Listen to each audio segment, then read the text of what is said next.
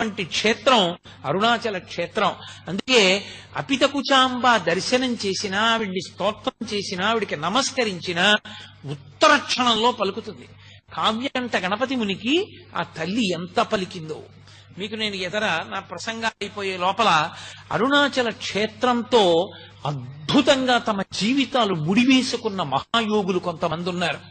అందులో మొట్టమొదటి వారు శేషాద్రి స్వామి. శేషాద్రి స్వామి రమణ మహర్షులు ఇక్కడ ఉన్నారని కనిపెట్టారు. శేషాద్రి స్వామి అసలు అరుణాచలం అంటే మారుపేరుగా మారిపోయిన వారు మహానుభావులు భగవాన్ రమణులు. అలాగే భగవాన్ రమణుల ఆశ్రమంలో ఆయన ఎప్పుడు మాట్లాడేవారు కాదు, మౌనస్వామి అని పేరు.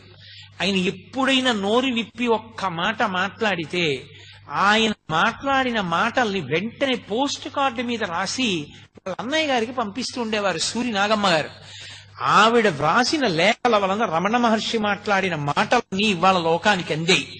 అంతటి మహాతల్లి సూరి నాగమ్మ గారు. అలాగే భగవాన్ రమణులకు ఆ పేరు ఉంచినటువంటి వారు రమణుల యొక్క పరిపూర్ణమైన అనుగ్రహాన్ని పొంది నైరుతిలింగం దగ్గర తపస్సు చేసి షట్చక్రభేదం వరకు చెయ్యగలిగినటువంటి స్థితికి ఎదిగిపోయిన వారు కావ్యకంఠ గణపతి ముని. వీళ్ళందరికీ అరుణాచల క్షేత్రంతో ఒక గొప్ప అనుబంధం. నేను ఈ ప్రసంగాలు పూర్తి చేసే లోపల అరుణాచల వైభవాన్ని ఈ కోణాల్లో, ఈ మహాయోగుల యొక్క జీవితాలు, వాళ్ళ జీవితాల్లో తటస్థించిన సంఘటనలు, అరుణాచల పర్వతంతో, అరుణాచల శివునితోటి వాళ్లకున్న అనుబంధము, ఈ విశేషాల గురించి నేను ప్రతిరోజు ఆ యోగుల జీవితాలతో కలిపి మీకు చూపించే ప్రయత్నం చేస్తాను. అప్పుడు ఆ రమణుల యొక్క తత్వము, అరుణాచల క్షేత్ర వైభవము రెండు కలిపి ప్రకాశింపచేసేటటువంటి అవకాశం కుదురుతుంది. నేను మీతో మనవి చేశాను, అరుణాచల క్షేత్రంలో అత్యంత ప్రధానమైనది ఇది అని అడిగాడు గౌతమ మహర్షి పరమశివుడు. ఇక్కడ నేను చాలా తొందరగా ప్రీతి చెందేది దేనికో తెలుసా? ప్రదక్షిణము చేత అని చెప్పాడు శివుడు. ఇక్కడ ప్రదక్షిణం చేస్తే అసలు దాని వలన వచ్చేటటువంటి ఫలితాన్ని చెప్పడం సాధ్యం కాదు. అది ఎంత ఫలవంతమో రేపు మీకు చూపిస్తాను. అరుణాచల గిరి ప్రదక్షిణం అంత గొప్పది. కామకోటి పీఠాధిపతులైన పరమాచార్య స్వామి తరచుగా చెప్తుండేవారు, వెళ్ళి అరుణాచలానికి ప్రదక్షిణం చెయ్యండి అంటుండేవారు. ఏదో ఒళ్ళు పెద్దదైపోయింది, బరువు ఎక్కువైపోయింది, ఏం చేయమంటారని అడిగితే ఒక ఆయన, అరుణాచలంలో 15 రోజులుండి రోజు గిరి ప్రదక్షిణం చెయ్యి, ఆరోగ్యానికి ఆరోగ్యం కుదురుతుంది, బరువు తగ్గుతుంది, ఈశ్వరానుగ్రహం కలుగుతుందని చెప్తుండేవారు. అంత గొప్పది గిరి ప్రదక్షిణం. రెండవది అరుణాచల జ్యోతి. అరుణాచల జ్యోతి అంత గొప్పది. ప్రత్యేకంగా అదే ఒక గొప్ప జ్యోతి, కొండ జ్యోతి. ఇప్పటికీ కొంతమందికి అరుణాచల శివలింగం దర్శనం చేస్తున్నప్పుడు కూర్చున్న భగవాన్ రమణులు కనపడుతూ ఉంటారు. ఇప్పటికీ ఎందరో పెద్దలు అరుణాచల పర్వతంలో జ్యోతులను దర్శనం చేసిన వాళ్ళు, జ్యోతులు వెడుతుండగా చూసిన వాళ్ళు, జ్యోతులు పైకి లేస్తుండగా చూసిన వాళ్ళు, కొండనంతటిని ఒక జ్యోతిగా దర్శనం చేసిన వాళ్ళు ఎందరో ఉన్నారు. అంత గొప్ప క్షేత్రం. అందుకే రేపు ద్వాదశి శుభదినం కనుక రేపటి రోజు మాత్రం అరుణాచల గిరి ప్రదక్షిణం గురించి, అరుణాచలంలో జరిగేటటువంటి కార్తీక జ్యోతి ఉత్సవం గురించి, అసలు ఆ జ్యోతి, ఆ వైభవం, అది ఎన్ని రోజులు జరుగుతుంది, దాని వైభవం ఏమిటి అన్న విషయాల గురించి రేపటి రోజున ప్రస్తావన చేస్తాను. ఇవాళకి నా ఉపన్యాసాన్ని ఇక్కడతో పూర్తి చేస్తున్నాను.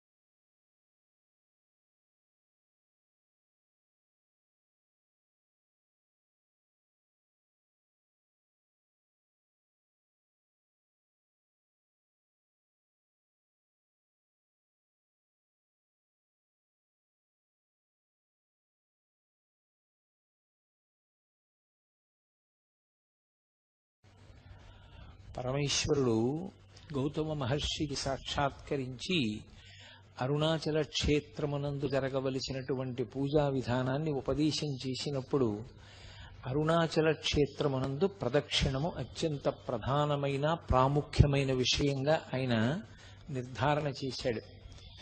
ప్రదక్షిణము అన్న మాటని కొంచెం జాగ్రత్తగా పట్టుకునే ప్రయత్నం చెయ్యాలి. ఎందుకంటే మీరు చూడండి, ఎప్పుడైనా ప్రదక్షిణము అన్నదాన్ని వేరుగా వాడరు. ప్రదక్షిణ నమస్కారాలు అంటారు. ప్రదక్షిణం ఎప్పుడు పూర్తవుతుంది? నమస్కారంతో పూర్తవుతుంది. ప్రదక్షిణము నమస్కారము అవిభాజ్యము, రెండు వేరు చేయడం కుదరదు.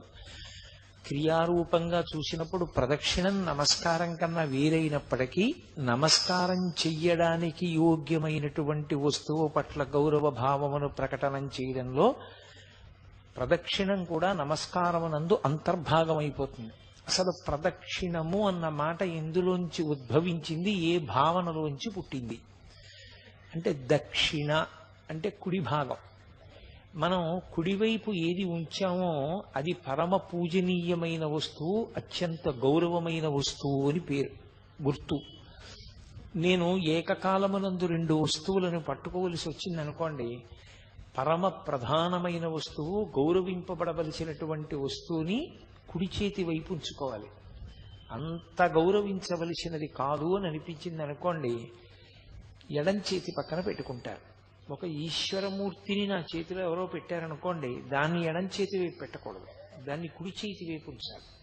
అంటే అది పూజనీయమైనది. అందుకే పూజ చేసేటప్పుడు భగవన్మూర్తులు ఎప్పుడు ఎదురుగుండా ఉండవు. అసలు పూజ యందు కానీ దర్శనమునందు కానీ దేవాలయంలో దర్శనం చేసినప్పుడు కానీ అభిముఖ పూజ ఉండదు. భగవంతుడికి ఎదురుగుండా కూర్చోకూడదు. ఎందుకు కూర్చోకూడదు అంటే ఒక్కటే కారణం, ఈశ్వరుడు పరమతేజోమూర్తి. ఆయన యొక్క స్వరూపమే తేజస్సు, కాంతి. దానికి ఒక లక్షణం ఉంటుంది, అది ఎదుటివారి కాంతిని లాక్కుంటుంది. ఆ లక్షణం ఉన్న కారణం చేత ఈశ్వరుడికి అభిముఖంగా కూర్చుని పూజ చేస్తే తేజస్సు క్షీణిస్తుంది. అందుకని అభిముఖ పూజ లేదు. అద్వైత భావన చేత అంతా ఒక్కటైనా కర్మ చేసేటప్పుడు, క్రియ చేసేటప్పుడు భేదం ఉంటుంది. అందుకని ఈశ్వరుణ్ణి కుడి చేతి వైపు ఉంచుకుని తాను కూర్చోవాలి. ఈశ్వరుడు కుడివైపునుంటే తానెటు కూర్చోవాలి?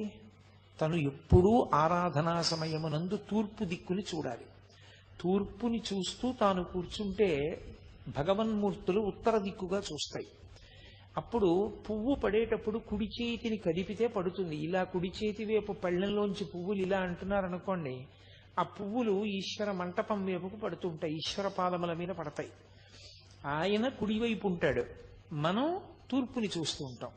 పూజా పరికరములు కుడి చేతి వైపు ఉంటాయి. అసలు ఎడం చేత్తో అందుకోవలసిన అవసరం, ఎడం చేత్తో ముట్టుకోవలసిన అవసరం ఇక ఉండదు. పూజలో ఒక్క కుడి చేత్తోనే చేస్తారు. ఎప్పుడైనా ఏదైనా బరువైనదైతే కుడి చేతితో పట్టుకుని ఎడం చేతి యొక్క బలాన్ని కలుపుతారు తప్ప కుడి చేతితో మాత్రమే ఉపయోగించడానికి కారణం, అవతల ఎవరిని మీరు ఆరాధన చేస్తున్నారో ఆయన పరమ గౌరవనీయుడు, మన జీవితానికి అంతటికీ కూడా ఆయనే ధ్యేయమైన వాడు అని చెప్పడం కోసమని కుడివైపు ఉంచుతారు. మీరు అలా ప్రయత్నం చెయ్యవలసిన అవసరం లేకుండా, అంటే పూజా మందిరం ఏదో మీ కుడి చేతి వైపుకుంది అన్న భావన చెయ్యవలసిన అవసరం లేకుండా మీరు తూర్పుకి తిరిగి కూర్చున్నారనుకోండి, తూర్పుకి తిరిగి కూర్చున్నాడు అంటే సద్భావనతో ఈశ్వరుణ్ణి మనసులో స్మరిస్తూ ఉన్నాడు అని గుర్తు. తూర్పుకి తిరిగి కూర్చుని ఉన్నాడు అనుకోండి, అప్పుడు దక్షిణం. మీరు చూడండి, తూర్పుకి తిరిగితే కుడి చేతి వైపు ఏ దిక్కు అన్నాను అనుకోండి దక్షిణం, ఎడం చేతి వైపు ఉత్తరం, వెనక వైపు పశ్చిమం కదా. దక్షిణం అన్న మాట ఎక్కడి నుంచి వచ్చిందంటే, అలా కూర్చున్నటువంటి వాడి యొక్క కుడి చేతి వైపు హృదయం అంటారు. మనం సాధారణంగా గుండెకి పర్యాయపదంగా హృదయస్థానం ఏది అంటే ఎడం చేతి వైపు చూపిస్తాం. కానీ ఆధ్యాత్మ విద్యయందు హృదయము అన్నది పరమేశ్వరుని యొక్క స్థానము. ఆ హృదయము ఎటువైపు ఉంటుంది అంటే కుడివైపుకు అని నిర్ధారించారు. అందుకే భగవాన్ రమణులు తాబేటి బండ దగ్గర ఆయన ఒకసారి కూర్చుని ఉండగా ఆయనకి ఊపిరి ఆగిపోయింది. ఊపిరి ఆగిపోయి రక్త ప్రసారం అంతా ఆగిపోయింది, శరీరం అంతా నల్లగా అయిపోయి కొయ్యబారిపోయింది. పక్కన కూర్చున్న ఆయన గోలగోల పెట్టేశాడు, రమణ మహర్షి శరీరం వదిలిపెట్టేశాడు. రమణులు మాత్రం సాక్షిగా చూస్తున్నారు ఏమవుతోంది శరీరం అని.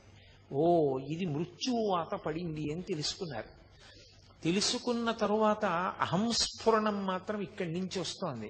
అహంస్ఫురణ అంటే ఈశ్వర స్థానంలోంచి ఉన్నాను అని చూస్తున్న భావన ఇక్కడి నుంచి వస్తోంది. ఒక్కసారి ఇటువైపు నుంచి ఒక కాంతి తీవ్రమైన వేగంతో ఎడం పక్కకి వెళ్ళింది. వెంటనే మళ్ళీ గుండె కదిలి రక్త ప్రసారం అయింది. ఆయన లేచారు. ఇప్పటికీ ప్రదక్షిణ మార్గంలో ఆ తాబేటి బండని చూస్తుంటారు. రమణ మహర్షికి ఎక్కడ ఈ అనుభవం కలిగిందో ఆ ప్రదేశానికి ఆ పెద్ద బండకి తాబేటి బండ అని పేరు. కాబట్టి కుడి చేతి వైపు హృదయస్థానం ఉంటుంది. ఆ హృదయస్థానము ఈశ్వర స్థానము. తూర్పుకి తిరిగి చూస్తున్నప్పుడు కుడి చేతి వైపుకి పరమేశ్వరుడు హృదయస్థానమునందున్నాడు. ప్రత్యేకంగా ఒక పూజా మందిరాన్నో ఒక మూర్తినో మీరు పెట్టవలసిన అవసరం లేదు. అలా పెట్టవలసిన అవసరం లేకుండానే పరమ పూజనీయుడైనటువంటి పరమాత్మ ఇక్కడే ఉంటాడు, కుడి చేతి వైపుకు ఉంటాడు. అందుకని దక్షిణం కుడివైపు అయింది. వామభాగం ఎడమ చేతి వైపుకు వచ్చింది. ఇప్పుడు ప్రదక్షిణం అంటే ఏది పరమ పూజనీయమైన ప్రదేశమో, ఏది అత్యంత గౌరవనీయమైనదో దానిని మీ కుడి చేతి వైపుకి ఉంచుకుని మీరు కదిలితే ప్రదక్షిణం అంటారు. ఎందుచేత కదిలేటప్పుడు మీరు తిరుగుతున్నప్పుడు అది మీ ఎడం చేతి పక్కకి ఎప్పుడూ రాకూడదు, అది మీ కుడి చేతి వైపునే ఉండాలి. ప్రదక్షిణం అన్న మాటకు అర్థం ఏంటంటే మీరు దాని యందున్నటువంటి అపార గౌరవము చేత మీరు మీ కదలికల యందు ఆ వస్తువు మీ కుడి చేతి వైపున మాత్రమే ఉండేటట్లుగా చూసుకుంటే మీరు ప్రదక్షిణం చేశారు అని పిలుస్తారు. ప్రదక్షిణానికి సంబంధించిన భావన తెలియకుండా, దాని గురించి అసలు ఏమీ తెలియకుండా ప్రదక్షిణం చేశారనుకోండి, అది తప్పని నేను అంటలేదు. కానీ అసలు భావన లేదనుకోండి, మనసులో ఏమీ లేదు, ఉత్తిని తిరుగుతున్నాడు. ఉత్తిని తిరిగితే ఏమవుతుంది? ఎక్కడ ఏం చెయ్యకూడదో అది చేస్తాడు, మాట్లాడతాడు. మధ్యలో ఎందుకు మాట్లాడతాడు? దాని గౌరవం తెలియదు, దాని పవిత్రత తెలియదు. తెలియనప్పుడు మాట్లాడతాడు. కాబట్టి అంత పూజనీయమైన వస్తువుని కుడి చేతి వైపు ఉంచుకుని తిరుగుతున్నప్పుడు మాట్లాడకూడదు మధ్యలో. ప్రదక్షిణం చేస్తూ మాట్లాడాడు అనుకోండి, అప్పుడు అది ప్రదక్షిణం అవ్వదు. అది అందరూ దేన్ని గౌరవిస్తున్నారో అదంత గౌరవనీయమైనదేమి కాదు అని చెప్పినట్లు అవుతుంది. అందుచేత మాట్లాడకుండా తిరుగుతారు. మీరు ఒక దేవాలయానికి ప్రదక్షిణం చేశారు అంటే గుర్తు ఏమిటి? ఇక్కడ మొదలుపెట్టి ఇలా తిరిగి వచ్చాను అనుకోండి, ప్రదక్షిణం. నేను ఇలా తిరిగి వచ్చినా నా ఈ స్తంభం నా కుడి చేతి వైపుకే ఉంటుంది తప్ప ఎడం చేతి వైపుకి రాదు. అలా రాకుండా నేను చుట్టూ తిరిగి వస్తే ప్రదక్షిణం చేశాను అంటారు. అంటే నేను దాని చుట్టూ తిరిగినా అది మాత్రం నా ఎడమ వైపుకి రాకూడదు, కుడి చేతి వైపునే అది ఉండేటట్టు చూసుకోవాలి. అలా చేస్తే ప్రదక్షిణం. బాగుందండి, ఎందుకు చెప్పినట్టు మాకు ఇదంతా అని ఒక ప్రశ్న వెయ్యొచ్చు మీరు. ప్రదక్షిణం అన్నది ఎప్పుడు కుదురుతుంది? దానికి అంతటా వ్యాపించే లక్షణం లేకపోతేనే మీరు ప్రదక్షిణం చెయ్యగలరు. ఇప్పుడు ఇది ఉంది, ఈ స్తంభం ఇంతే ఉంది, ఇంతే ఉంది కాబట్టి నేను దీని చుట్టూ తిరుగుతాను. ఇది బ్రహ్మాండం అంతా ఆక్రమించింది అనుకోండి, నేను తిరగగలనా? నా వల్ల అవుతుందా తిరగడం? బ్రహ్మాండం అంతా ఇది వ్యాపించేస్తే దీని చుట్టూ నేను ఎలా తిరగను? తిరగలేను నేను, నా సాధ్యం కాదు. ఇంకా శివుడికి మారుపేరు ఉంది, స్థాణుహు అని. స్థాణుహు అంటే కదలనివాడు అని. కదలనివాడు అంటే ఎందుకు కదలడు? జడత్వంతో కదలడా? కొంతమందిని చూడండి, ఏమిరా ఎంత చెప్పినా కదలవేరా, నువ్వు అలా కూర్చుంటావు, నీకేం జడత్వమా అంటారు. ఆయనకి జడత్వముండి కదలనివాడు కాదు, ఆయన కదలడానికి చోటు లేదు. ఎందుకని? నిన్ననే మీతో నేను మనవి చేశా, యజుర్వేదం ఒక మాట అంటుంది, బ్రహ్మాండ వ్యాప్త దేహ అని పిలిచింది ఆయన్ని. బ్రహ్మాండమంతా ఆయన శరీరమై నిండిపోయింది. అసలు నిజానికి శివతను అని అమ్మవారికి పేరు. అమ్మవారు ఈ బ్రహ్మాండములుగా ఉంటుంది, అది శివుడి శరీరం. అమ్మవారు పరమశివుని యొక్క శరీరమై ఉంటుంది, ఆ శరీరము ఈ బ్రహ్మాండము. ఈ బ్రహ్మాండమంతా శివుడైపోతే మీరు ఎలా ప్రదక్షిణం చేస్తారు నాకు చెప్పండి. అసలు ప్రదక్షిణం అన్న మాటకు అర్థం ఉందా? ఇంకా ఎలా తిరుగుతారు? బ్రహ్మాండానికి చుట్టూ తిరగాలి అంటే బ్రహ్మాండానికి ఆవలి మీరు నిలబడాలి.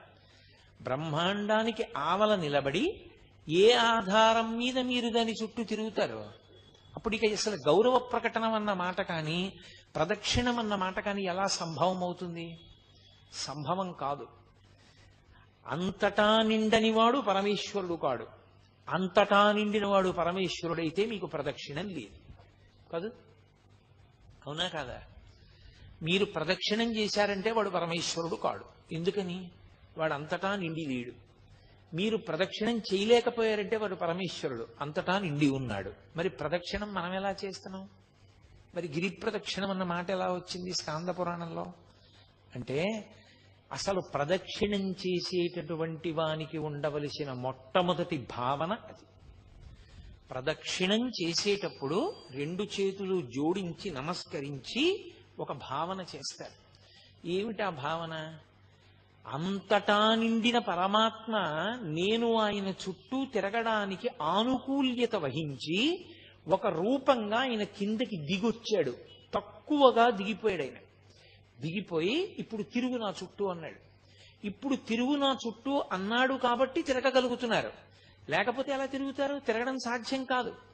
అంతటా నిండిపోయినటువంటి పరమేశ్వరుడు ఒక లింగ రూపాన్ని ధరించాడు. ధరించి తిరుగు నా చుట్టూ అన్నాడు. ఇప్పుడు తిరగగలిగారు. అందుకే భగవాన్ రమణులు కూర్చునుంటే ఒకరు వచ్చి ఆయనకి ప్రదక్షిణం చేశారు. ఏం చేస్తున్నారన్నారు. అంటే రమణులతో ఆయన అన్నాడు, మీకు ప్రదక్షిణం చేశానన్నాడు. మీరు నాకు ప్రదక్షిణం చేయగలరా అన్నారు రమణ మహర్షి. ఆయనకి అర్థం కాలేదు. మీరు నాకు ప్రదక్షిణం చెయ్యగలరా అన్న మాటకు అర్థం ఏమిటో తెలుసా? నేను ఆత్మని, నేను శరీరాన్ని కాను. ఆత్మ అంతటా నిండిపోయింది. మీలో ఉన్న ఆత్మ నాలో ఉన్న ఆత్మ కన్నా భేదం కాదు. కానప్పుడు ఒకటైన వస్తువు తన చుట్టూ తాను ఎలా తిరుగుతోంది? ఎలా ప్రదక్షిణం చేస్తారు? పోనీ మీరు నా వద్ద తెలుసుకోవలసిన వారిగా కొంచెం తక్కువలో ఉన్నారు, నేను ఎక్కువలో ఉన్నాను అనుకుంటే వ్యోమవత్యాప్త దేహాయ దక్షిణామూర్తయే నమః. ఆకాశమంతా నిండిపోయినటువంటి స్వరూపం లాంటి వాడు గురువు. ఆ గురువు చుట్టూ ఎలా తిరుగుతావు నువ్వు? గురువుకి పరబ్రహ్మానికి అభేదం. గురుర్బ్రహ్మ గురుర్విష్ణు గురుర్దేవో మహేశ్వర గురు సాక్షాత్ పరబ్రహ్మ తస్మై శ్రీ గురవే నమః. మరి ఎలా తిరుగుతాం అంటే ప్రదక్షిణం చేసేటప్పుడు ఉండవలసిన మొట్టమొదటి భావన ఏమి అంటే నా యందు అనుగ్రహంతో అయ్యో వీడు నా చుట్టూ తిరుగుదాం అనుకుంటున్నాడు, నేను బ్రహ్మాండ రూపంగా ఉండిపోతే వీడు నా చుట్టూ ఎలా తిరుగుతాడని సర్వేశ్వరుడు కుదించుకుని ఒక మూర్తి రూపంలోకి వచ్చి నించున్నాడు. వేదాహమేతం పురుషం మహాంతం ఆదిత్యవర్ణం తమసస్తు పారే సర్వాణి రూపాణి విచిత్య ధీరా నామాని కృత్వాభివదన్ యదాస్తే అంటుంది వేదం. ఒక పేరుకి దొరికేటట్టుగా మాంసనేత్రము చేత చూడబడడానికి వీలుగా ఆయన దిగి వచ్చాడు. దిగి వస్తే అప్పుడు ఆయన చుట్టూ మీరు తిరగగలరు. అంటే పరమేశ్వరుడి వ్యాపకత్వం ఎంత గొప్పదో సౌలభ్యం అంత గొప్పది. ఆ సౌలభ్యము ఉంది కాబట్టి మీరు ప్రదక్షిణం చెయ్యగలుగుతున్నారు. ఇప్పుడు ఆ సౌలభ్యాన్ని మీరు ఊహించారనుకోండి, మీకు భగవంతుని యొక్క కారుణ్యము అర్థమై ఆయన పట్ల మీకు ఒక గొప్ప అనుబంధం ఏర్పడుతుంది. ఆ అనుబంధంతో మీరు తిరుగుతున్నప్పుడు అసలు నాకు అవకాశం లేదు, ఆయన అవకాశం ఇచ్చాడు. ఆయన అవకాశం ఇచ్చి తిరగరా అంటే నా దృష్టి ఇంకో దాని మీద పెట్టి ఇంకోటి మాట్లాడుతూ ఎలా తిరుగుతాను, ఎలా అపచారం చేస్తాను? కాబట్టి నేను ఆయన మీదే దృష్టి పెట్టి తిరుగుతాను. అందుకని మౌనం వచ్చింది ప్రదక్షిణల్లో. ప్రదక్షిణమునందు మౌనము రావడానికి కారణం ఏమిటి అంటే ఆయన అనుగ్రహము ఉన్నది కనుక. ఆయనకి చీకాకు కలిగిందనుకోండి, నా యథారూపాన్ని పొందుతున్నాను అన్నాడు అనుకోండి, ఇక మీకు ప్రదక్షిణం ఏది?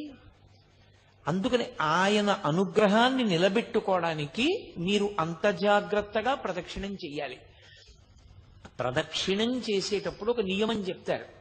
ప్రదక్షిణం చేసేవాళ్ళు ఎలా ప్రదక్షిణం చెయ్యాలి అంటే, నూనె బిందె ఒకటి ఒలికిపోయి నేల మీద నూనె పడిపోతే నిండు గర్భిణి ఇంకొక గంటలోనో 2 గంటల్లోనో ప్రసవం అయిపోతుందన్న స్థితిని పొంది ఉన్నటువంటి గర్భిణీ స్త్రీ చేతిలో ఒక గిన్నె పట్టుకుని గిన్నె నిండా తైలంతో ఉన్న పాత్ర పట్టుకుని, అంటే దాని నిండా నూనె పోసుకొని చుక్క కింద పడకుండా నడుస్తోంది అనుకోండి, కింద నూనె, నున్నటి నేల, నిండు గర్భిణి, చేతిలో తైలపాత్ర, ఎంత జాగ్రత్తగా అడుగు వేస్తుందో అంత జాగ్రత్తగా అడుగు వేయాలి. ఎందుకని? లేకపోతే లోపల ఉన్న వాడికి పదఘట్టన ప్రకంపనలు తెలుస్తాయి. అది అపచారమైన పట్ల. ఇప్పుడు ఇందాక నేను గభాలన వేదిక మీదకి వచ్చాను, ఇది ఏమైంది? కింద పడింది. ఎందుకని? నా పదఘట్టనల ప్రకంపనలు ఇది పుచ్చుకోలేకపోయింది, ఇది కింద పడింది. మీరు పదఘట్టనలు చేస్తూ నడుస్తున్నారనుకోండి, చేస్తే లోపల ఉన్న మూర్తికి ఇబ్బంది కలుగుతుంది. అందుకని నిశ్శబ్దంగా ప్రశాంతంగా నడవాలి. భక్తి ఉద్దీపనమైతే భగవన్నామని చెప్పచ్చు. నర్తన చేస్తూ ప్రదక్షిణం చేసేవాళ్ళు ఉంటారు. నృత్య ప్రదక్షిణము అని ఈశ్వరుని యొక్క ఆరాధనా క్రమంలో ఒక భాగం. నృత్యం చేస్తూ ప్రదక్షిణం చేస్తారు, పాట పాడుతూ ప్రదక్షిణం చేస్తారు, సంగీత వాద్యాన్ని మోగిస్తూ ప్రదక్షిణం చేస్తారు, మౌనంగా ప్రదక్షిణం చేస్తారు తప్ప లౌకికమైన మాటలు మాట్లాడుతూ ప్రదక్షిణం లేనే లేదు అసలు. కాబట్టి అసలు మాట్లాడుతూ ప్రదక్షిణం చేశాడు అంటే వాడికి ప్రదక్షిణం గురించి ఏమీ తెలియదు అని గుర్తు. ఎందుకు ప్రదక్షిణం చేస్తారు? ప్రదక్షిణం చేయడం దేనికోసం అంటే నమస్కారం చేయడం కోసం. మీరు ఎక్కడ మొదలు పెట్టారో అక్కడికి తిరిగి వచ్చేసేయాలి, తిరిగి వచ్చి నమస్కారం చెయ్యాలి. ఆ నమస్కారం చేసేటప్పుడు పరమేశ్వర మూర్తి తూర్పుని కానీ పశ్చిమాన్ని కానీ చూస్తే మీరు ఉత్తరానికి తిరిగి నమస్కారం చేయాలి. ఒకవేళ ఈశ్వరమూర్తి ఉత్తరాన్ని కానీ దక్షిణాన్ని కానీ చూస్తే మీరు తూర్పుకి తిరిగి నమస్కారం చేయాలి. తూర్పుని ఉత్తరాన్ని తప్ప మీరు నమస్కారం చేసేటప్పుడు మీరు దక్షిణాన్ని పశ్చిమాన్ని చూడకూడదు, చూడకుండా నమస్కారం చేయాలి. అందుకని ప్రదక్షిణ నమస్కారములు అంటారు. ప్రదక్షిణము తర్వాత వచ్చేది నమస్కారం. ఇది తత్వాన్ని మీరు బాగా పట్టుకోకపోతే ఎప్పుడు ఎక్కడికి వెళ్ళి ఏ ప్రదక్షిణం చెయ్యండి, ప్రదక్షిణమన్న మాట చేత అపరాధం చేస్తాడు తప్ప వాడు శాస్త్రవిహితమైనటువంటి ప్రదక్షిణ చెయ్యలేడు. ఇందుచేత ప్రదక్షిణము కదలిక, నమస్కారము కదలికలు ఆగిపోతాయి. మీరు గమనించండి, ప్రదక్షిణంలో ఏం చేస్తాను? నేను కదులుతాను. పొద్దున్నే నేను అయ్యప్ప స్వామి దేవాలయంలో ప్రదక్షిణం చేశాను, గోపూజకి వెళ్ళి. ప్రదక్షిణం చేస్తున్నంతసేపు కదులుతాను, మెల్లగా నడుస్తూ ఉపాలయాలన్నీ దర్శనం చేసి ప్రధానమూర్తి దర్శనానికి వెడతాం. వెళ్ళి ప్రధానమూర్తి దర్శనం చేసినప్పుడు ఏం చేస్తాను? ఆగిపోతాను. ఇక అక్కడ కదలికలు ఉండకూడదు. ఆగిపోయి నమస్కారం చేసి సాష్టాంగము అంటే భూమి మీద పడిపోతాడు. పురసా శిరసా దృష్ట్యా మనసా వచసా తథా పద్భ్యాం కరాభ్యాం కర్ణాభ్యాం ప్రణామోష్టాంగముచ్యతే అని 8 అవయవములు తగిలేటట్టుగా నేల మీద పడి నమస్కరించాలి పురుషుడైతే. స్త్రీ అయితే పంచాంగ నమస్కారం, వాళ్ళు నేల మీద పడి నమస్కారం చేయకూడదు. కాబట్టి ఇప్పుడు నమస్కారం చేస్తే కదలికలన్నీ ఆగిపోవాలి కాసేపు. దాని రహస్యం ఏమిటో తెలుసా? ఎందుకు ప్రదక్షిణ నమస్కారాలు వచ్చాయో తెలుసా? ప్రదక్షిణం చేసేటప్పుడు ఎంత మౌనంగా ఎంత జాగ్రత్తగా నడిచావో ధర్మాన్ని అంత జాగ్రత్తగా పట్టుకుని కదులుతూ ఉండాలి. ధర్మము ప్రతి క్షణం కదిలిపోతుంది. ఒక క్షణంలో ఉన్న ధర్మం ఇంకో క్షణంలో ఉండదు, ఒక చోట ఉన్న ధర్మం ఇంకొక చోట ఉండదు. ఇక్కడ నాది ఒక ధర్మం, మీది ఒక ధర్మం. మీరు శ్రోత, మీరు కదలకుండా వింటారు, నేను కొంత కదులుతూ ఉంటాను. నేను ఉన్నతాసనం మీద కూర్చుంటాను చెప్పేవాడిని కాబట్టి, వినేవాళ్ళు చెప్పేవాడి మీద గౌరవంతో అంతకన్నా క్రిందకి కూర్చుంటారు. ఇదే నేను నా కార్యాలయానికి వెళ్ళాననుకోండి, నా పై అధికారికి నమస్కారం చెయ్యాలి, అప్పుడు అది నా ధర్మం. అంతేకాని ఇక్కడ నేను నమస్కారాలు పుచ్చుకున్నాను కదా అని అక్కడ నేను నమస్కారం చేయనకూడదు, అక్కడ నాకు అది ధర్మం. ధర్మం అనుక్షణం మారిపోతుంది, ధర్మం ఒకలా ఉండదు. మారిపోతున్న ధర్మాన్ని ఒడిసి పట్టుకోవాలి. ఎక్కడ ఎలా ఉండాలో అలాగే ఉండాలి.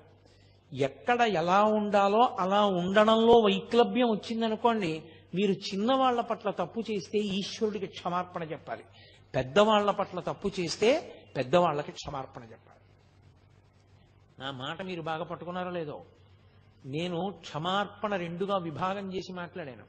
చిన్నవాళ్ల పట్ల దోషం చేస్తే నేను ఈశ్వరుడికి క్షమార్పణ చెప్పాలి. నా కూతురుతో నేను మాట్లాడేటప్పుడు నేను పొరపాటుగా మాట్లాడాను అనుకోండి, నేను అలా మాట్లాడకూడదు. కానీ నేను కొంచెం వ్యగ్రతతో మాట్లాడాను నా కూతురుతో, కోపంగా. అది కన్నుల నీరు పెట్టుకుంది. నాన్నగారు కోపంగా మాట్లాడారమ్మా నన్ను అని. ఇప్పుడు అమ్మ ఏమనుకోకురా, ఏదో అన్యథా ఆలోచనలో ఉన్నాను. ఆ వ్యగ్రతలో నిన్ను తొందరపడి గబుక్కుని అన్నానమ్మా, అలాగా నన్ను మన్నించు అనకూడదు.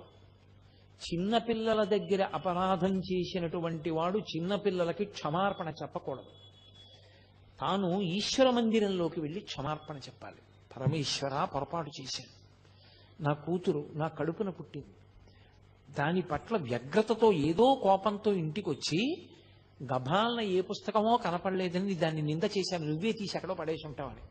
పాపం దానికి తెలియదు, నేనే ఎక్కడ పెట్టానో గుర్తొచ్చింది. దాని మనసు కుండింది.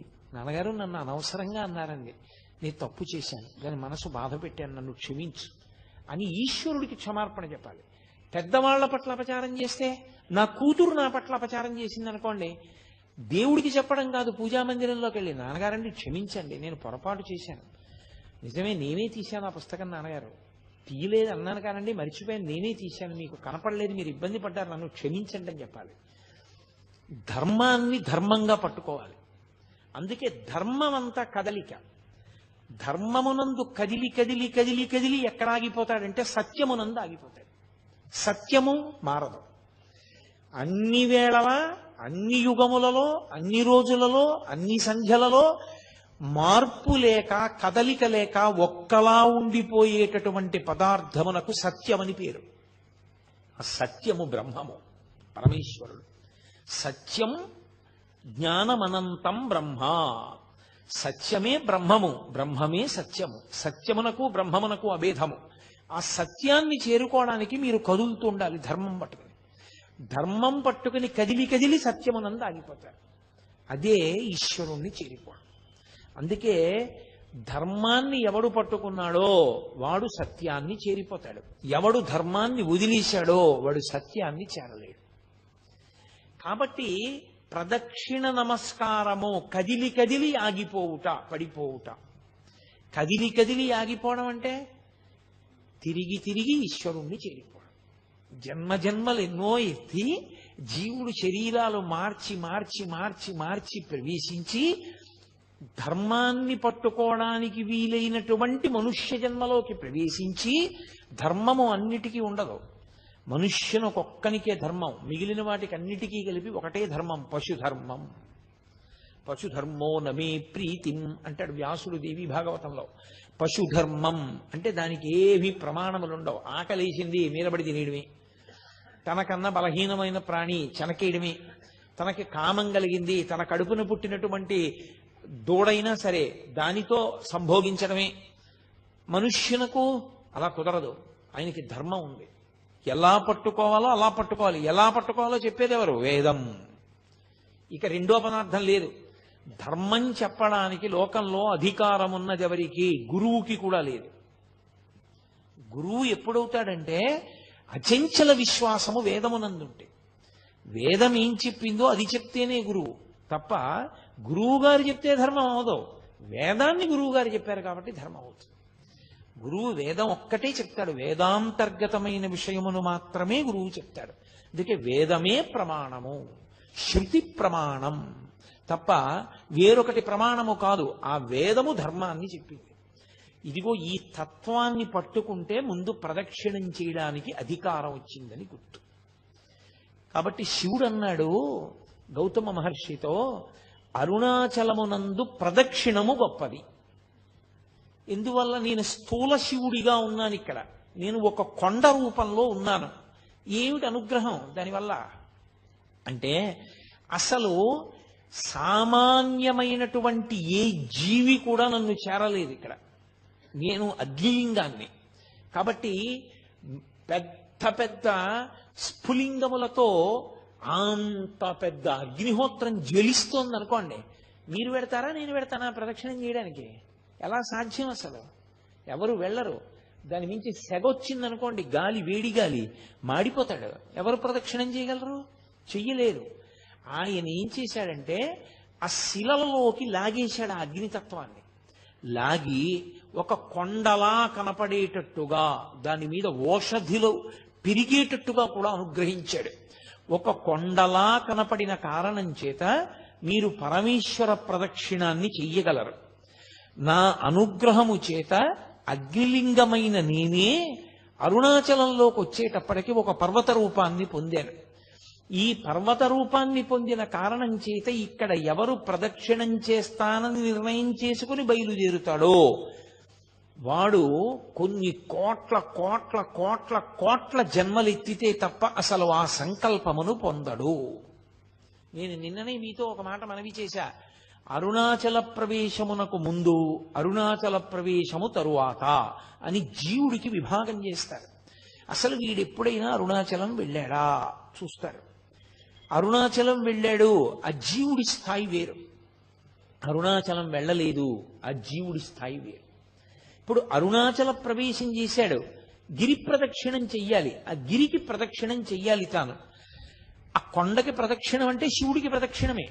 ప్రదక్షిణం అన్న మాటకు అర్థం మీరు బాగా గుర్తుపెట్టుకోవాలి. ఏ బిందువు దగ్గర మీరు బయలుదేరారో తిరిగి ఆ బిందువు దగ్గరికి వచ్చేయాలి. కుడి చేతి వైపుకి మీకు కొండ ఉండాలి, ఉండేటట్టుగా తిరిగి రావాలి. అలా తిరిగి వస్తే దానికి ప్రదక్షిణం అని పేరు. ఆయన అన్నాడు, కలియుగంలో ఈ అరుణాచల పర్వతం చుట్టూ ఎవరు ప్రదక్షిణం చేస్తారో వాళ్ళందరికీ కూడా 100 అశ్వమేధములు 100 వాజపేయములు చేసిన ఫలితం వేస్తాను. అశ్వమేధయాగం అసలు నిజానికి కలియుగంలో లేదు. కలియుగంలో అశ్వమేధయాగం సంకల్పం చెయ్యడానికి అధికారం లేదు, చెయ్యకూడదు. ఎందుకంటే నిషేధింపబడింది. అశ్వమేధయాగంతో సమానమైనటువంటిది ఒకటి ఉంది, అది చేస్తే అశ్వమేధయాగ ఫలితం ఇచ్చేస్తారు. వాడు అశ్వమేధయాగం చేశాడు అని ఫలితం ఇస్తారు. ఏదది? అనాథ ప్రేత సంస్కారం. అనాథ ప్రేతానికి సంస్కారం చేస్తే వాడు అశ్వమేధయాగం చేశాడు అని ఫలితం వేస్తారు. 100 అశ్వమేధయాగముల యొక్క ఫలితాన్ని గిరి ప్రదక్షిణం చేసిన వాళ్ళకి వేస్తానన్నాడు. 100 వాజపేయములు చేసినటువంటి ఫలితాన్ని గిరి ప్రదక్షిణం చేసిన వాళ్ళకి వేస్తానన్నాడు. అంటే దాని ఉద్దేశ్యం, అసలు అరుణాచలం అనేటటువంటి క్షేత్రం ఒకటి ఉంది, దానికి ఇంత ప్రాశస్త్యం ఉన్నది, పరమశివుని యొక్క పరిపూర్ణమైన అనుగ్రహం ఉన్నది, అక్కడికి వెళ్ళాలనేటటువంటి కోరిక పుట్టడం జరగదు. ఎందుకని? అసలు కొన్ని కోట్ల జన్మలెత్తితే తప్ప అరుణాచల పర్వతం గురించి తెలుసుకోడు. అరుణాచల వైభవం అన్న మాట వినడు. కాబట్టి పక్కన పెట్టేయి. విన్నాడు, అది మనసులో హత్తుకుని అరుణాచలంలోకి ప్రవేశిస్తానన్న మాట అన్నాడు పో, అహంకారం వదల్లేడు. ఏదో ఒకటి వెంట పెట్టుకుంటాడు. వెంట పెట్టుకుని నేనింత వాణ్ణని డాంబికానికి పోయాడా ఆయన లోపలికి రానివ్వడు. అహంకార పరిత్యాగం చేశాడా లోపలికి రానిస్తాడు. అందుకే అరుణాచలంలోకి వెళ్ళాడు అంటే వాడికి ఏదో అధికారం ఉంది, పరమేశ్వరానుగ్రహాన్ని పొంది ఉన్నాడని గుర్తు. అందుకే లోపలికి రానివ్వరు. అటువంటి క్షేత్రాల్లో పరమ ప్రఖ్యాతమైన క్షేత్రములు అరుణాచలము, కాశీపట్టణము, ఇవన్నీ. ఎందుకని? అగస్త్య మహర్షి స్కాంద పురాణంలోనే కుమార సంహితలో చెప్తారు, ఎన్నో క్షేత్రాలకు వెళ్ళి నమస్కారం చేసినటువంటి పుణ్యము పరీపాకమైతే కాశీపట్టణంలోకి రావడానికి అర్హత వస్తుంది. అసలు అన్ని క్షేత్రాలకి జీవుడు ఎప్పటి నుంచో వెడుతుంటే ఆ ఫలితం ఉంటే తప్ప కాశీలోకి వెళ్ళలేడు. కుదరదు, అవతలబమ్మన్నారు. ఇక అరుణాచలం తత్తుల్యం, అంత గొప్పది. అరుణాచల ప్రవేశము అంత తేలికైన విషయం కాదు. కాబట్టి ప్రదక్షిణం అన్న మాటకు అర్థం ప్రదక్షిణం. స్కాంద పురాణాన్ని ఆధారం చేసుకుని భగవాన్ రమణులు అందరికీ చెప్తూ ఉండేవారు. ఎవరు అరుణాచలం వెళ్ళినా రమణుల దర్శనానికి వెళ్ళేవారు. ఆయన అనేవారు, మీరు గిరి ప్రదక్షిణం చేశారా అని అడిగేవారు. చెయ్యలేదు, వెళ్ళండి గిరి ప్రదక్షిణం చెయ్యండి అనేవారు. కొంతమందితో ఆయన గిరి ప్రదక్షిణం చేశారా అంటే వెడుతున్నాం అనేవారు. ఓ 2 గంటల అయ్యేటప్పటికి మళ్ళీ కనపడేవారు. వెళ్ళారా? వెళ్ళొచ్చేసామండి అనేవారు. ఎలా వెళ్ళారు? 14 మైళ్ళు. ఎలా పెడతారు అంత తొందరగా అంటే గుర్రబండి మీద వెళ్ళామండి అనేవారు. ఆయన నవ్వి అనేవారు, ప్రదక్షిణ ఫలితం గుర్రాందా మీదా అనేవారు. ప్రదక్షిణం గుర్రం చేసింది, నువ్వు గుర్రం మీద ఎక్కి కూర్చున్నావు, నీకెక్కడి నుంచి వస్తుందా ఫలితం? రాదు. కాబట్టి నువ్వు నడిచి వెడితే నువ్వు ప్రదక్షిణం చేసినట్టు. ఒకనకొకప్పుడు ధర్మకేతు అని ఒక మహారాజు, ఆయన గుర్రం మీద ప్రదక్షిణం చేస్తుంటే ఆ గుర్రం బడలిపోయి కింద పడిపోయి అది అంతర్ధానం అయిపోయింది. ఇదేడు గుర్రం అంతర్ధానం అయిపోయింది అనుకున్నాడు. ఆ గుర్రం ప్రదక్షిణం చేసిన కారణం చేత పరమేశ్వరుడు దాన్ని తన గణములలో ఒక గణానికి ఆధిపత్యం ఇచ్చాడు. అది కైలాసానికి వెళ్ళిపోయింది. అశరీర వాక్కు విని ఆ ధర్మకేతు బుద్ధి తెచ్చుకొని తాను కూడా ప్రదక్షిణం చేసి ఒక గణానికి ఆధిపత్యాన్ని పొందాడు పరమశివుడి దగ్గర. అరుణాచలంలో గిరి ప్రదక్షిణం అంటే అంత గొప్పది. మహర్షి అందుకే ఒక మాట చెప్తుండేవారు, ప్రదక్షిణం. ప్ర అంటే అరుణాచలము అంటే పరమశివుడే. కాబట్టి ఆ శివునికి ప్రదక్షిణం చెయ్యడంలో పాపములు కాలిపోతాయి. ఈ మాటని మీరు కొంచెం జాగ్రత్తగా అర్థం చేసుకోవాల్సిమండి. శాస్త్రంలో ఒక లక్షణం ఉంది, పాపము పరిహారమగుట అన్న మాట ఉండదు. పాపాలు పోవడం అన్నది ఉండదు. మీరు ఒకసారి పాపం చేశారనుకోండి, మీరంటే మనం అనుకోండి, నేను ఏదో ఉపన్యాసం చెప్తున్నాను కాబట్టి మీరు అంటూ ఉంటాను, ఒకరిని ఉద్దేశించి మాట్లాడేటప్పుడు అలా అనడం స్వాభావికమైన విషయం. అంతేగాని అది మీరందరూ పనికిమాలిన వాళ్ళు, నేను ఒక్కడిని పనికొచ్చేవాడిని అని కాదు దాని ఉద్దేశం. ఇన్ బిట్వీన్ ది లైన్స్ అంటారు, అర్థం బద్ధం లేకుండా అలా అర్థం చేసుకోకూడదు ఉపన్యాసాన్ని. మీరంటే నేను కూడా అందులో మనం అని మాట్లాడడం అన్ని వేళలా సాధ్యం కాకపోవచ్చు. ప్రదక్షిణం చేయడంలో పాపనాశనము అన్న మాటకి గొప్పతనం ఎందుకు వచ్చిందంటే, ఒక పాపం చేస్తే ఆ పాపం పోదు, అది అలా ఉంటుంది. అది అలా ఉండి ఫలితాన్ని ఇస్తుంది. పుణ్యం చేశారనుకోండి, పాపం చేశారనుకోండి, పాపం పుణ్యాన్ని కొట్టదు, పుణ్యం ఉంటుంది. పాప పుణ్యములు రెండూ ఏకకాలంలో అనుభవించవచ్చు. ఎప్పుడు భయంకరమైన పాపములు చెయ్యలేదని గుర్తు ఏంటంటే, పాపము పుణ్యము ఏకకాలమునందు అనుభవిస్తూ ఉంటాడు. పుణ్యం ఉంది, బోలెడన్ని పళ్ళు పుచ్చుకుంటూ ఉంటాడు. ఎందుకు పుచ్చుకుంటాడు? ఆయన మీద గౌరవంతో పట్టుకొచ్చి ఇస్తూ ఉంటారు పళ్ళు. ఆయనేం అడిగాడని కాదు దాని ఉద్దేశ్యం. కానీ ఆయనకు ఒక పాపం ఉంది గతంలో చేసింది, అది ఆయనకి షుగర్ రూపంలో ఉంది, మధుమేహ రూపంలో. ఆయన ఒక్క పండు తినడం, నవనవనవలాడిపోతున్నటువంటి పళ్ళు, అత్యంత వెలపెట్టి కొనవలసిన పళ్ళన్నీ ఆయన దగ్గరికి వస్తాయి. ఆయన మాత్రం ఒక్క పండు తినలేడు. తినలేకపోవడం పాప ఫలితం. చూసి కూడా అబ్బా ఎంత బాగున్నాయో అనుకుని అక్కడ పెట్టడమే, అది పాప ఫలితం. పుచ్చుకోగలగడం, ఆ గౌరవం పుణ్య ఫలితం. ఏకకాలమునందు అనుభవిస్తున్నాడా లేదా? అనుభవిస్తాడు. అది మహాపాతకం అనుకోండి, అప్పుడు అలా కలపరు, కుదరదు. దాని ఫలితం అది ఇవ్వడం మొదలు పెడుతుంది, దీని ఫలితం ఆగిపోతుంది, పుణ్య ఫలితం ఆగిపోతుంది. ఆగిపోగానే భయంకరమైనటువంటి స్థితిలోకి జారిపోతాడు.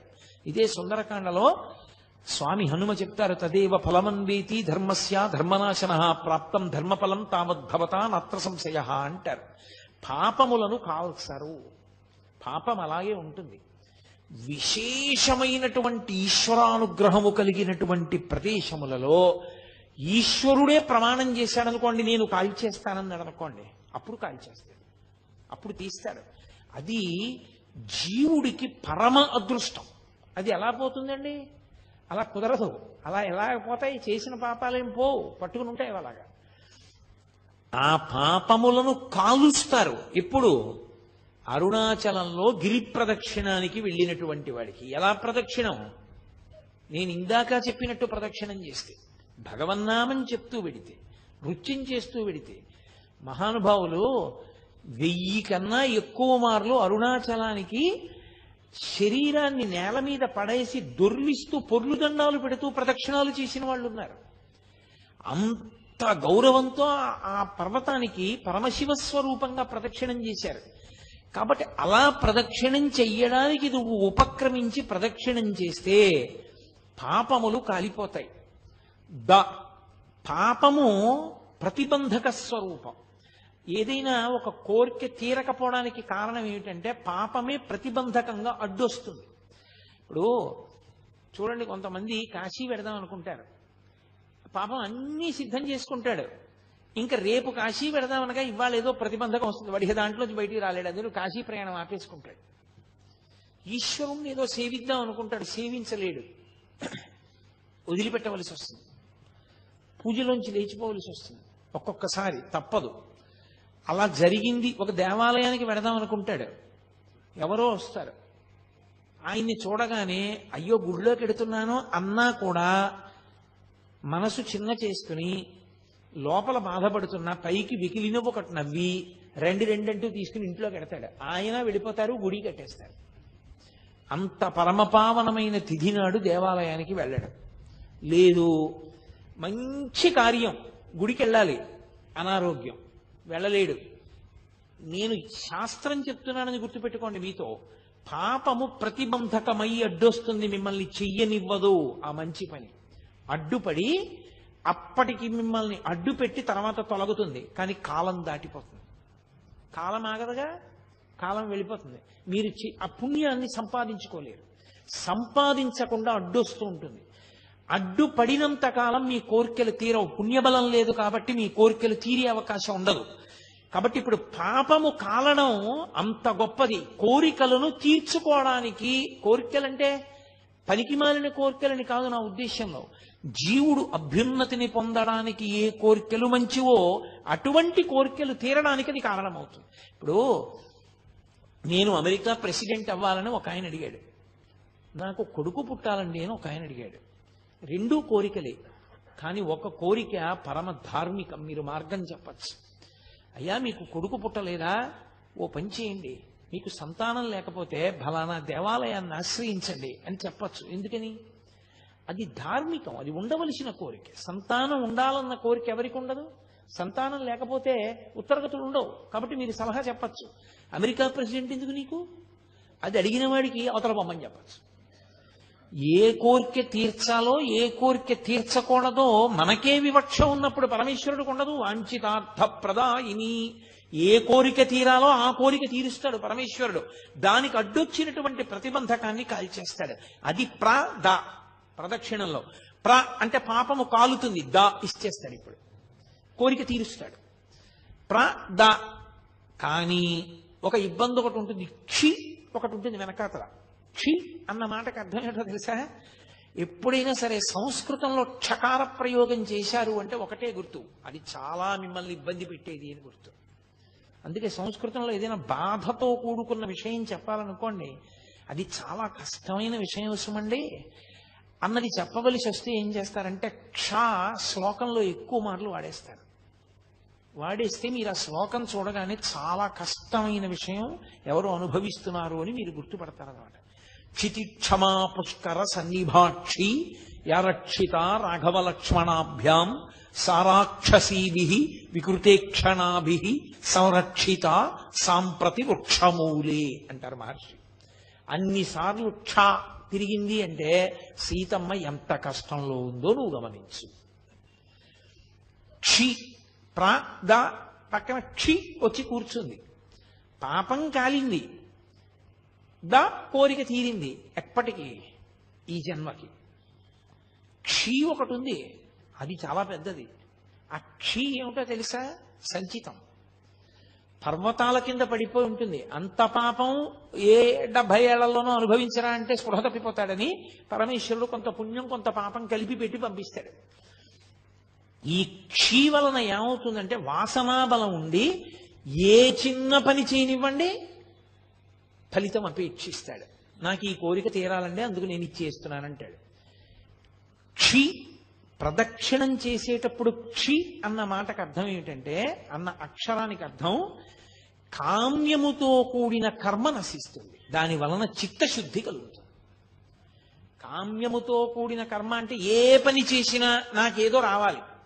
ఏమంటే పొద్దున్న గోపూజ చూశాను కదండి, నాకేమైనా వస్తుందా? వెంటనే ఓ 10 రూపాయలు కలిసి వచ్చేస్తాయా అని అడిగాను అనుకోండి, ఏమవుతుంది? 10 రూపాయలు ఇచ్చేశారు, పరమేశ్వరుడు 10 రూపాయలు అలాగో అలా కలిసి వచ్చేటట్టు చేశాడు. అయిపోయి ఎక్కడికో వెళ్ళారు, కాఫీ తాగారు, మీరు ఇద్దాం అనుకుంటుంటే మీ పక్కవాడు ఇచ్చేశాడు. అయిపోయిందా? మీ 10 రూపాయలు మిగిలిపోయిందా? చాలా. ఓ గోపూజ చూసిన ఫలితం ఓ 10 రూపాయలే. అదే ఎందుకు ఆ దిక్కుమాలిన ఫలితం? మీకు ఏం చేసుకుంటాం దాంతో? కామ్యముతో కూడిన కర్మలు చేయుట, ఇది చాలా ప్రమాదకరమైన విషయం. నేను చెప్పినంత తేలిక కాదు సుమండి. మీరు చూడండి, పుణ్యకర్మయే మీరు చేస్తూ వెళ్ళారనుకోండి, రోజు పుణ్యమే, వాడు ఏమి తప్పు చేయడు. కానీ మనసులో మాత్రం ఓ కోరిక, ఈ పుణ్యం అంతా నేను అనుభవించాలి, ఈ పుణ్యం అంతా అనుభవించాలి. ఇంత పుణ్యం చేసేసాడు, విపరీతంగా చేసేసాడు, చచ్చిపోయాడు, అయిపోయింది, ఈ శరీరం పడిపోయింది. ఏం చేయాలి పరమేశ్వరుడు? ఆ పుణ్యం నన్ను అనుభవింపచేయి, నా పుణ్యం అనుభవింపచేయి, ఆ పుణ్యానికి ఫలితం ఈ అని అడిగాడా? అడిగాడు కాబట్టి ఆ పుణ్యం అంతా అనుభవింప చెయ్యాలా? ఇప్పుడు అనుభవింప చేయడానికి ఆయన ఏం చేస్తాడంటే మిమ్మల్ని ఓ చక్రవర్తిని చేస్తాడు. ఓ 20 ఏళ్ళో 30 ఏళ్ళో చక్రవర్తిత్వం. బయటికి వస్తే వందిమాగదులు, పల్లకీలు, అంతఃపురాలు, భద్రగజాలు, విపరీతమైనటువంటి పేరు, ఐశ్వర్యం. ఇదంతా ఎక్కడిది? 80 ఏళ్ళు చేసిన పుణ్యం 20 ఏళ్ల చక్రవర్తిత్వంలో అయిపోయింది, సున్నా. నువ్వు పుణ్యాన్ని అనుభవించేయడంలో పోతుంది సుఖంగా. కాదు, నేను ఎందుకు చేస్తున్నానో తెలుసా ఈశ్వర? నేనేదో ఈ పుణ్యాన్ని ఫలితంగా అనుభవించడం కోసం కాదు, నాకు చిత్తశుద్ధిని నిష్కామ కర్మ చేస్తాను, నాకు ఏ కోరిక లేదు. నేను ఎందుకు నిన్ను సేవిస్తున్నానంటే నిన్ను సేవించకుండా ఉండలేక. ఇన్ని మాటలు మళ్ళీ ఇప్పటికి ఎన్ని మాటలు పుట్టానో, ఎన్ని మాటలు చచ్చిపోయానో, ఇంకా వద్దు, ఇక నాకు పుట్టాలని లేదు, ఇక చావాలని లేదు, ఈశ్వర మార్గం చూపించు అని అడిగారు అనుకోండి, ఈ జన్మలో కాకపోతే కనీసం కొద్ది జన్మలలో పూర్తయిపోతుంది. ఎలా అయిపోతుంది అంటే చిత్తశుద్ధితో కూడినటువంటి స్థితి వలన జ్ఞానము కలుగుతుంది. ఆ జ్ఞానము వలన మోక్షం వస్తుంది. మోక్షం అంటే ఈశ్వరునిగా నిలబడిపోవుట, తన తత్వము ఆత్మతత్వము ఎరుకలోనికి వచ్చుట, అనుభవములోనికి వచ్చుట, అద్వైత స్థితి అంటారు. అది క్షి నిష్కామకర్మ చేత చిత్తశుద్ధి కలిగి నా పునరావృత్తి ఆగిపోవుట. ఇక పుట్టడు. అది ఈ జన్మలో అవ్వచ్చు, కొద్ది జన్మలలో అవ్వచ్చు, కానీ ఆగుతుంది, అటువైపుకి నడుస్తాడు. ఈ నాలుగింటిని ఇవ్వగలిగినది కనుక ప్రదక్షిణం, అందుకొచ్చింది ఆ మాట. కాబట్టి అది చిన్న చిన్న కోరికలు కోరుకుని ప్రదక్షిణం చెయ్యకు, నీకు అద్భుతమైన స్థితిని కల్పించగలదు. అందుకని నిష్కామముగా ఏ కోరిక లేకుండా ఆ క్షేత్రంలో స్థూల శివుని యొక్క రూపంలో ఉన్నటువంటి కొండకి గిరి ప్రదక్షిణం చెయ్యి అని. కాబట్టి ఆ ప్రదక్షిణ తత్వము అంత గొప్పదై కూర్చుంది. ఈ ప్రదక్షిణం చేయడంలో ఏ కారణానికి చేయనివ్వండి, బుద్ధి ఉందనుకోండి ప్రదక్షిణ తత్వం అర్థమవుతుంది. ఒక్కొక్కసారి బుద్ధి ఉండదు. ఆ ప్రాణికి తనంత తానుగా బుద్ధి ఉన్న ప్రాణి కాదు, కానీ అది ఎందుకో పరిగెత్తింది కొండ చుట్టూ. బుద్ధి లేని ప్రాణైనా దానికి ప్రదక్షిణం యొక్క విలువ తెలుసుకునే అవకాశం దాని ఉపాధికి లేకపోయినా అది పరిగెత్తింది కాబట్టి పరమేశ్వరుడు ఫలితం ఇస్తాడు. అది స్థూల శివుడుగా ఆయన రావడం వల్ల లోకానికి కలిగినటువంటి మహోపకారం. అలా ఆర్తి కలిగిన వాళ్ళకి చిన్న చిన్న విషయాల దగ్గర నుంచి పెద్ద పెద్ద విషయాల వరకు ఆయన అనుగ్రహించాడు ఆ ప్రదక్షిణ తత్వంలో. అందుకే కామ్యమునందు కూడా మీకు ప్రత్యేకంగా కోరి ప్రదక్షిణం చెయ్యక్కర్లేదు. ఆదివారం నాడు ప్రదక్షిణం చేశాడనుకోండి, ఆదివారం నాడు ప్రదక్షిణం చేసి వచ్చేస్తే సూర్యమండలాన్ని భేదిస్తాడు జీవుడు. శరీరం పడిపోయిన తర్వాత శరీర పతనానంతరము సూర్యమండలాన్ని ఛేదించి కైలాసంలో శివలోకానికి వెళ్ళి శివ సాన్నిధ్యమును పొందుతాడు. ఒక సోమవారం నాడు ప్రదక్షిణం చేశాడనుకోండి, జరామృత్యువులను దాటతాడు. జరామృత్యువు అంటే వృద్ధాప్యము, మృత్యువు. ఇదొక చిత్రమైనటువంటి విషయం. చాలా మంది త్రిదళం త్రిగుణాకారం త్రినేత్రంచ త్రియాయుధం అంటుంటారు, కానీ అలా లేదు. అసలు యథార్థ పాఠం త్రియాయుషం అనుంది. త్రియాయుషం ఏకబిల్వం శివార్పణం. త్రియాయుషం అంటే 3 రకములైన ఆయుర్దాయాల్ని కోరుతారు. నేను వృద్ధాప్యాన్ని చూడాలని నేను కోరుకోవాలి. బాల్యము, కౌమారము, యవ్వనము దాటి నేను వార్ధక్యాన్ని చూడాలి అని అడగాలి. ఎందుకో తెలుసా? వార్ధక్యాన్ని చూడలేదు అంటే అపమృత్యువు. నా మనవల్ని ఎలా చూస్తాను? నా మనవల్ని చూసేశాను అనుకోండి, నేను నా 2వ తరాన్ని చూసేశాను. 2 తరాలు చూసేశాను అంటే లౌకికంగా నేను నా ఆయుర్దాయం చేత పరిపూర్ణంగా వంశంలో ప్రధానమైన మలుపులు చూసేశాను. ఇప్పుడు నేను వానప్రస్థానికి, ఈశ్వరుణ్ణి చేరుకోవడానికి, తపస్సు చేసుకోవడానికి వెళ్ళవచ్చు, అర్హత పొందుతాను. ముందే పడిపోయిందనుకోండి శరీరం, అసలు ఇంకా కొడుకు లేడు, కొడుకుని చూడలేదు, తను చెయ్యవలసిన కర్తవ్యాలు పూర్తి చేయలేదు, అది అపమృత్యు దోషం అంటారు దాన్ని. అలా పడిపోకూడదు శరీరం. కాబట్టి అపమృత్యు దోషం పోవాలి అంటే జరా అంటే వృద్ధాప్యమునందు చింతతో అమ్మో ఇది పడిపోతుందేమో, అమ్మో ఇది పడిపోతుందేమో, అమ్మో ఇది పడిపోతుందేమో అని బెంగతో కాకుండా అమ్మో ఇది పడిపోకముందే చేసేయాలనేటటువంటి తాపత్రంతో చెయ్యగలిగినటువంటి స్థితిని పొంది తదనంతరము ఇక మళ్ళీ ఇంకొకసారి చావవలసిన అవసరం ఉండదు. అది ఆఖరి చావు. అంటే ఇంకోసారి పుట్టలని గుర్తు. పుడితే కదా చావడం. అది ఆఖరి వృద్ధాప్యం. ఆ ఆఖరి వృద్ధాప్యం భయంతో ఉండదు. ఆ ఆఖరి వృద్ధాప్యం త్వరతో ఉంటుంది.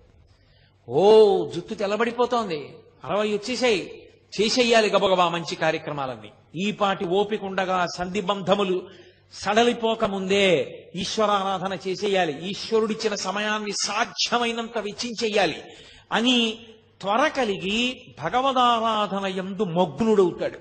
మగ్నుడై ఆ భావనతో భావనతో భావనతో భావనతో ఉన్న కారణం చేత శరీరం పడిపోతున్నప్పుడు కూడా పటికి బెల్లం తిన్న నోరులా ఆ పారవస్యంతో పడిపోతాడు. పడిపోయిన కారణం చేత భగవంతుని యొక్క స్మరణలతోనే వెళ్ళిపోయాడు కాబట్టి ఇక మళ్ళీ రాడు కాబట్టి ఇక ఇంకొకసారి చావడు, ఇంకొకసారి పుట్టుక లేదు, ఇంకొకసారి మరణము లేదు. అందుకని జరామరణములను దాటాలి అంటే సోమవారం నాడు ప్రదక్షిణం చేయాలి. నువ్వు వేరే ఏమీ అడగక్కర్లేదు. ఏ రోజు ప్రదక్షిణం చేసినా ఫలితమే. ఈ కాలమా ఆ కాలమా అలా ఏం లేదు. మంగళవారం నాడు ప్రదక్షిణం చేస్తే సార్వభౌమత్వము. అయితే నేను ఇక్కడ మీకు ఒక మాట చెప్పవలసి ఉంటుంది. స్వయంగా భగవాన్ రమణులు చెప్పిన మాట. అరుణాచలంలో అరుణగిరికి ప్రదక్షిణానికి మంగళవారము శ్రేష్టము, చాలా మంచిది. మంగళవారం నాడు గిరి ప్రదక్షిణం చేస్తే ఎందుకో తెలుసా? అది అగ్ని కొండ, పావకి సుబ్రహ్మణ్య తత్వం, అది సుబ్రహ్మణ్య క్షేత్రం, శివానుగ్రహం. అక్కడ మంగళవారం నాడు ఉదయం కుజహోర ఉంటుంది. కుజుని యొక్క శక్తిని తగ్గించగలిగిన వాడు సుబ్రహ్మణ్యుడు. మంగళవారం సుబ్రహ్మణ్యానుగ్రహాన్ని ప్రోధి చేస్తుంది. అందుకే మంగళవారం నాడు ప్రదక్షిణం చాలా గొప్పది. సూరి నాగమ్మ గారు ప్రతి మంగళవారం గిరి ప్రదక్షిణానికి వెళ్ళేవారు. అప్పుడు మంగళవారం నాడు ప్రదక్షిణం చేసిన వాడు సార్వభౌముడవుతాడు. సార్వభౌముడవుతాడు అన్న మాటకు అర్థం చక్రవర్తి అంటే రాజ్య పరిపాలనే అనుకోక్కర్లేదు. భక్తి సార్వభౌముడు కావచ్చు, వైరాగ్య సార్వభౌముడు కావచ్చు, జ్ఞాన సార్వభౌముడు కావచ్చు. కాబట్టి మంగళవారం నాటి ప్రదక్షిణం సార్వభౌమత్వాన్ని ఇస్తుంది. బుధవారం నాడు గిరి ప్రదక్షిణం చేసినటువంటి వాడికి అపారమైనటువంటి పాండిత్యం అబ్బుతుంది. పాండిత్యం అంటే ఏవో కొన్ని పద్యాలు కొన్ని శ్లోకాలు చెప్పడం అనుకుంటున్నారేమో, కాదు. పండాహ అంటే భగవంతుని యొక్క జ్ఞానము కలుగుట. భగవద్జ్ఞానము కలగాలి అంటే తనంత తానుగా లోపల పొటమరించాలి అంటే బుధవారం నాడు ప్రదక్షిణం చెయ్యాలి. గురువారం నాడు నియమంగా అరుణాచలానికి ప్రదక్షిణం చేసిన వాడు లోకగురువు అవుతాడు. అంటే జగద్గురు స్థానాన్ని పొందుతాడు. అంతటి మహానుభావుడు అవుతాడు. అంటే బహుశః లోకం కోసం పుట్టిన కారణజన్ముడే తప్ప కర్మ అనుభవించడానికి పుట్టిన జన్మ కాదది. అటువంటి స్థితిని పొందుతాడు. శంకర భగవత్పాదులు, ఒక చంద్రశేఖరేంద్ర సరస్వతి మహాస్వామి వారు, ఒక చంద్రశేఖర భారతీ మహాస్వామి వారు, నృసింహ భారతీ మహాస్వామి వారు, వీళ్ళందరినీ జగద్గురువులు అంటారు. ఆ జగద్గురు స్థానాన్ని అలంకరిస్తాడు. అది గురువారం నాడు జరిగేటటువంటి. ఇక శుక్రవారం నాడు అపార సంపత్తి, ఇహమునందు విశేషమైనటువంటి ఐశ్వర్యాన్ని పొంది అంత్యమునందు విష్ణుపథాన్ని పొందుతాడు. విష్ణుపథం అంటే వైకుంఠం, వైకుంఠాన్ని పొందుతాడు. అది శుక్రవార ప్రదక్షిణ. శుక్రవార ప్రదక్షిణంలో సంపత్తి అన్న మాట నేను వాడినప్పుడు ఎంత డబ్బు వస్తుందండి అని నన్ను అడక్కండి. సంపత్తి అన్న మాటకు అర్థం ఏమిటో తెలుసా? తృప్తి. నాకున్న దాంతో నేను తృప్తిగా ఉండడమే ఐశ్వర్యం. ఐశ్వర్యము అన్న మాటకు అర్థం ఏవో ఉంటే సంతోషం అయితే నీ జన్మలో సంతోషం అన్న మాటకు అర్థమే ఉండదు. ఎన్ని తెచ్చి నీ దగ్గర పెట్టినా నీకు ఇంకా లేనిదోటి ఉంది. నీకు ఏది ఉందో దాన్ని చూసుకుని మురిసిపోవడం నీకు అలవాటైతే నిన్ను మించిన ఐశ్వర్యవంతుడు ప్రపంచంలో లేడు. కౌపీనవంత కలు భాగ్యవంత అంటారు శంకరాచార్యుల వారు. గోచీ పెట్టుకున్న వాడంత ఐశ్వర్యవంతుడు ఎక్కడున్నాడన్నారు. అన్నీ వదిలి విచాలని వాడు సంతోషంగా గోచీ పెట్టుకు తిరుగుతున్నాడు. ఇన్ని పట్టు పీతాంబరాలు కట్టుకున్నా ఏదో లేదని వీడు ఏడుస్తూనే ఉన్నాడు. అందుకే చక్రవర్తులు కూడా అన్నీ విడిచిపెట్టిన ఋషుల ఆశ్రమానికి వెళ్ళి కూర్చుని శాంతి పొందేవారు. వాళ్ళు అన్ని విడిచిపెట్టి శాంతి పొందారు. అన్ని ఉండి అశాంతిలో వీడుంటాడు. శాంతి ఐశ్వర్యం. అందుకే మనకి సనాతన ధర్మంలో ఏం చేసినా ఓం శాంతి శాంతి శాంతి అని పూర్తి చేస్తారు. శాంతిని మించిన పరమైశ్వర్యం, తృప్తిని మించిన పరమైశ్వర్యం లోకంలో ఇంకోటి లేదు. నాకు ఈశ్వరుడు ఇది ఇవ్వలేదని ఏడిచేవాళ్ళు చాలా మంది ఉంటారు. నాకు ఈశ్వరుడు ఏమివ్వలేదని అడిగేవాడు కోట్ల కోట్ల మందిలో ఒక్కడే ఉంటాడు. అలా అడగగలగాలి అంటే వాడు నిత్యతృప్తుడై ఉండాలి. వాడు బ్రాహ్మణుడు. వాణ్ణి మించిన బ్రాహ్మణుడు లేడు. అందుకే వ్యాసుడు దేవి భాగవతం చెప్తూ పరమేశ్వరుడు కూడా ఎవరి పాదములకు నమస్కరిస్తాడని అడిగాడు. అడిగి సంతోషోహి ద్విజన్మనాం, నాకు ఇది కావాలన్న కోరిక మనసులో లేకుండా, ఎప్పుడు నాకు అసలు ఏం లేదన్న దాని మీద దృష్టి లేకుండా, నాకు ఈశ్వరుడు ఏమివ్వలేదని మురిసిపోయేవాడు ఎవడున్నాడో అటువంటి బ్రాహ్మణుడి పాదములు కడిగి ఆయన పాదములకు నేను నమస్కారం చేస్తానన్నాడు పరమేశ్వరుడు. కాబట్టి యతీనాం భూషణం జ్ఞానం సంతోషోహి ద్విజన్మనాం ఉద్యమం శత్రుహననం భూషణం భూతిమిచ్చతాం అన్నాడు ఆయన. కాబట్టి అది ఐశ్వర్యం అంటే. కాబట్టి ఇహమునందు సంపత్తి, విష్ణు పథమునందు స్థానము. శుక్రవారం నాడు ఆ గిరికి ప్రదక్షిణం. అలాగే శనివారం నాడు చేస్తే గ్రహపీడా విముక్తి. మీరు ఒక్క మాట చాలా జాగ్రత్తగా జ్ఞాపకం పెట్టుకోవాలి. గ్రహపీడా విముక్తి అన్న మాటకు అర్థం ఏమిటో తెలుసా అండి? ఆ గ్రహం మిమ్మల్ని బాధించడం మానేస్తుంది అని కాదు. మరి ఇంకెందుకండి గ్రహపీడా విముక్తి అని మీరు నన్ను అడగచ్చు. గ్రహములకు ఈశ్వరత్వము లేదు. గ్రహములకు ఈశ్వరత్వం లేదు. అందుకే నేను మీతో ఒక మాట చెప్తాను. ఒక దేవాలయంలో అనేకమైన దేవతామూర్తులు, నవగ్రహ మంటపం, గోపూజ జరుగుతున్నాయి అనుకోండి. మీరు ఏదైనా మరిచిపోవచ్చేమో కానీ గోవుకి ప్రదక్షిణం చేయకుండా మీరు వెళ్ళకూడదు. ఒక దేవాలయానికి ఎదురుగుండా ఒక ఆవు మేస్తోంది అనుకోండి, మీరు గుళ్ళోకి వెళ్ళడం ముఖ్యమా, ఆ గోవుకి ప్రదక్షిణం చేయడం ముఖ్యమా అంటే గుళ్ళోకి వెళ్ళడం కన్నా గో ప్రదక్షిణం ముఖ్యం. మీరు గుళ్ళోకి వెళ్ళి గోవును వదిలేసి వెళ్ళారనుకోండి, ఈశ్వరుడు కూడా అనుగ్రహించారు. గో ప్రదక్షిణమే గొప్పది. దిలీప చక్రవర్తి వృత్తాంతం లేదు, గోవును దాటిడితే ఏమయ్యాడు? గోవుకి ప్రదక్షిణం చెయ్యాలి. నవగ్రహ మంటపానికి ప్రదక్షిణ వదిలేశారనుకోండి, ఉపద్రవం రాదు. ఎందుకో తెలుసా? గ్రహములకు ఈశ్వరత్వము లేదు. కొంతమంది పొరపాటున శనీశ్వరుడు అంటుంటారు. శనీశ్వరుడు అన్న మాట లేదు. శనైశ్చరుడు. శనైహి చరహ. మెల్లగా మెల్లగా నడుస్తాడు ఆయన. అందుకని ఆయనకి శనైశ్చరుడు తప్ప శనీశ్వరుడు లేదు. అసలు గ్రహములకు ఈశ్వరత్వము లేదు. ఈశ్వరత్వము లేదు అన్న మాటకు అర్థం ఏంటో తెలుసా? ఆయన గుమాస్తాయే కానీ అధికారి కాడు. గుమాస్తా గారు వద్దు, ఈయనకి 2 ఎకరాల పొలం ఇవ్వకూడదు అని రాశాడు. కలెక్టర్ గారు ఫైల్ చూసి అక్కర్లేదు, ఇతనికి ఇవ్వచ్చు, పేదవాడు పాపం, ఇతనికి ఇవ్వడానికి తగిన కారణాలు నాకు కనపడుతున్నాయి కాబట్టి 2 ఎకరాలు ఫలానా చోటు ఇతనికి ఇవ్వండి అని రాశాడు. గుమాస్తా మాట నెగ్గుతుందా? గ్రహబాధ విముక్తి అన్న మాటకు అర్థం ఏమిటో తెలుసా? గ్రహముల యొక్క పీడ కింది స్థాయికి వెళ్ళిపోతుంది. ఈశ్వరుడు పిలిచి అంటాడు, వాడిని నువ్వు బాధ పెట్టడానికి వీలు లేదు. ఇప్పుడు పాము కరవాలి వాణ్ణి చీమ కరుస్తుంది అంటే